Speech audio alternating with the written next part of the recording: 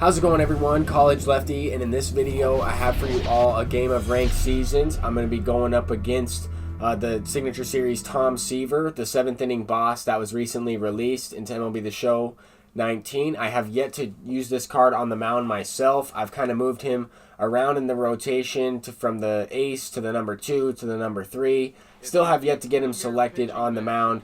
Here, Ozzie Smith is going to do a backflip to start the game off for the opponent. This opponent is also a follower of the channel. I streamed this game live on Twitch yesterday, and this opponent is a follower, and I figured I recognized his name right away. I thought that we had played once before, and he let me know that we had played in a viewer game earlier in the season. But we start the game off with an extra base hit from Tony Gwynn, and I waste away 2 at-bats from 2 of the best hitters in my lineup.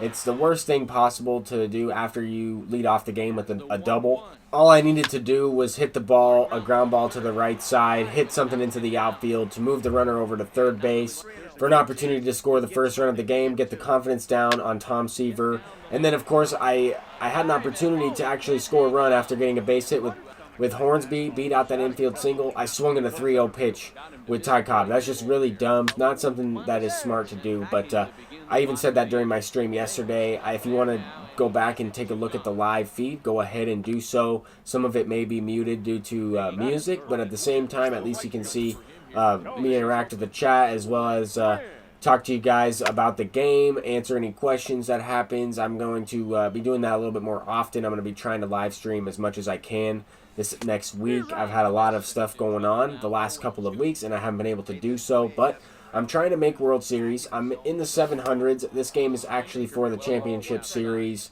and I will be able to unlock a diamond if I win this game. So that's something to keep in mind. There are some rewards involved, as well as I'm trying to make a push towards World Series to get that Chipper Jones. But I started off the game rather slow. I mean, my first game on stream, I was not hitting the ball all that great, and the opponent also was hitting the ball pretty well. I mean, he had a couple opportunities early in this game.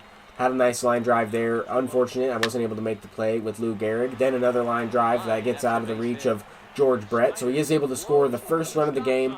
But either that play has to be made, or I have to go ahead and swing the bat and hit the ball.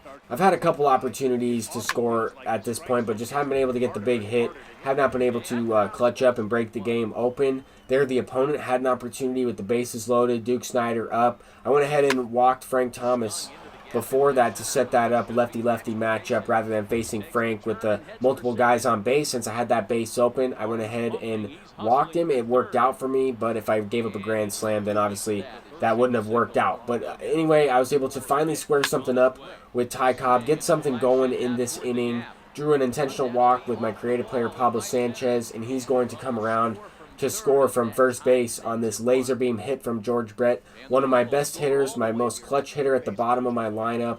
I have him batting in the 7th spot just because I need some production from the bottom of my lineup. And this is probably the first hit where I've noticed the patch comes into play. A 12-6 curveball that's thrown rather slow from Tom Seaver was hit over 100 miles an hour. That's one of the first times I've seen a curveball or an off-speed pitch hit that hard on a good squared up hit. Normally before the patch, that's a fly ball to center field, especially playing at Laughing Mountain Stadium where it's 420 to center field. I'm surprised. I was really surprised that ball actually went out for a home run dead center. But anyway, Pudge is blooping one in for a single. He is able to kind of respond in this situation and get something going. A nice way to start this inning off. Wanted to take you guys through a couple of these at-bats because, I mean, he's a great player. This opponent, it's a 4-1 game right now. Could easily be a much closer game. He had a couple opportunities to get something going. He squared the ball up well and just didn't get rewarded like I did in similar situations, squaring up the ball, hitting the ball to dead center with power. Obviously, that's Ozzie Smith, but I felt like he got that one pretty well, and now he has his pitcher up, an opportunity to extend the lead, get the top of his order up at the plate with an opportunity to score some runs. That at-bat is bigger than you would think because Tom Seaver actually has a really nice swing in the game. He's also a pretty good hitter. He has some decent hitting stats, and we all know how well pitchers can hit in MLB The Show. But I was able to get out of the inning, get something going with Willie Mays. I'm trying to be aggressive and do a hit and run. Unfortunately, I kind of squared that ball up, not 100% all the way. I squared it up, but not well enough to send it out for a home run. I lined out to right field there, and nonetheless was trying to hit and run, trying to score that run from first base, or get a good pitch to steal on, and just take the straight steal. But anyway, I was able to move him over to third. A good okay swing from Rogers Hornsby. Not the greatest hit, but it is what it is. I felt like I went the other way with it rather well, but didn't get rewarded, and Ty Cobb gets a little bit of an early base hit following batter. So it says good on the feedback, but I felt like that was a little bit of an early swing. I don't really know what happened here. I think if I take a full swing with Pablo Sanchez there, that's a 2-run homer, but I got a check swing, and he squared it up for a base hit. We have another opportunity with Roberto Alomar to score a couple more runs. Bases loaded, and I got too aggressive. I was swinging at too many pitches in that at-bat, jammed myself, and he also got me to chase that pitch. But this situation, as soon as I released that changeup, slide step changeup, I thought it was a 2-run homer to Willie Mays. It ended in a double play, but situations like that can make the game seem a lot closer than what the score represents. I felt that this game, it could get out of reach at this point, because if I'm able to break it open and score a couple runs here, he wasn't able to capitalize in that last inning. Just unfortunate ground out to a double play, and that's exactly what happens pretty much. Willie Mays sends one dead center. I felt like that was a really well-timed swing, a nice fluid swing. I definitely deserved that home run, but at the same time, I mean, good, squared up is dead center. I would think that the same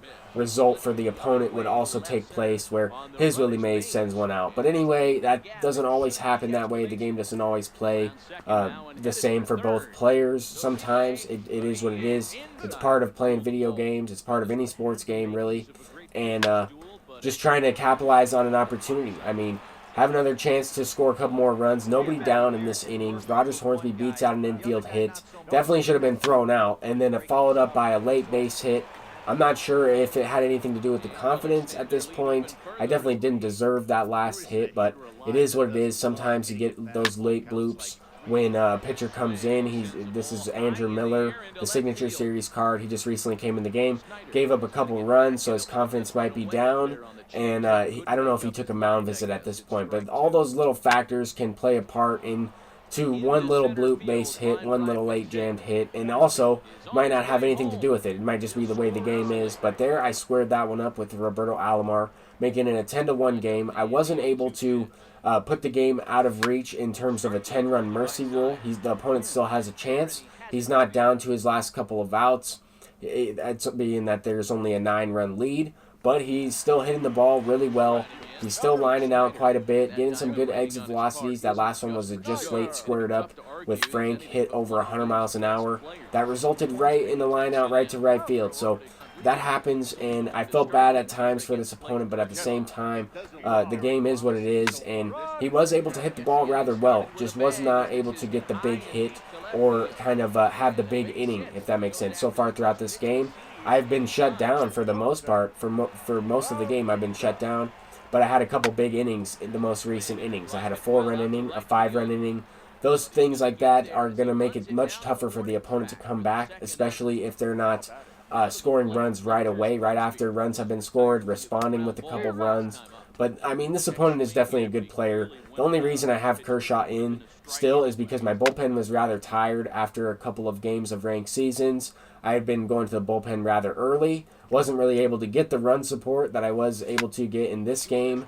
And, I mean, even still, I shouldn't have only 1 run allowed. I mean, there should be at least 4 or 5 runs scored against me in this game. I definitely got lucky on some results, but we are able to get the 10th run lead right there. It just comes in the 9th inning. So it's a little bit too late for the mercy rule, but at the same time, I felt like this opponent was not going to get mercy ruled. He was right in the game.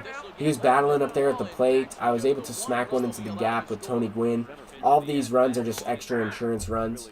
I mean, no lead is safe in MLB The Show, especially after the patch. But when you're up by 10 runs, you kind of just want to keep the same approach at the plate. You want to practice. You want to hit the ball. You also want to, you keep your pitchers in mind with when it comes to using certain guys. You want to kind of let them rest and save them for a game that's a little bit closer. But at the same time, you don't want to let the opponent get out of hand and come back. I mean, I have a Kershaw on the mound with yellow stamina. All of these runs that I'm scoring right here are just extra runs, and they're just going to help me close this game out. Rogers Hornsby is smacking one into the gap. And at the same time, throughout this game, I I got locked in at the plate. I started off the game rather slowly, and then I got kind of locked in the middle of the game and started to square the ball up more consistently and score a couple more runs. But there's a no-doubter from Ty Cobb. We actually scored, I think it was 8 runs in this inning, 7 or 8 runs. We go up 18-1, and this is the most runs I've scored in a ranked seasons game in a long time. But at the same time, I know that this opponent is a good player. He definitely has a good record. Sometimes we have these games where we can't pitch as well as we would like to. I've had these games where my pitchers have gotten lit up no matter where I've thrown it. The opponent was just locked in at the plate. There wasn't really much I could do to throw them off at the plate, get weak contact. It is what it is. Sometimes the games go like this, but trying to close it out with Kershaw. He was able to give up that 1 run earlier in the game, but kind of settled down, and I got lucky once again. I mean, I said that during the live stream. I said that to the opponent after when he came in and said GG's, but that is going to do it. We move up into the championship series. Let's go ahead and open up this pack that we get for making championship series. It is a guaranteed diamond, 85 to, I believe, 96 overall. I think you can pull Mike Trout from it, but here we go. I also have a couple of these standard packs that I don't have any idea how I earned them, but we get a gold player out of that one, so not bad at all. Sonny Gray right there, that's 1,000 stubs.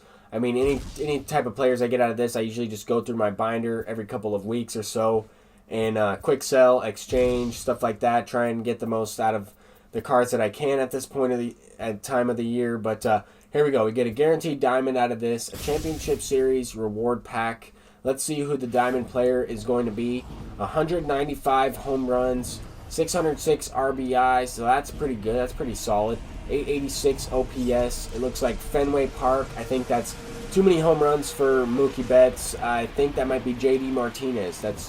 Those numbers seem to resemble JD Martinez, and that's exactly who it is.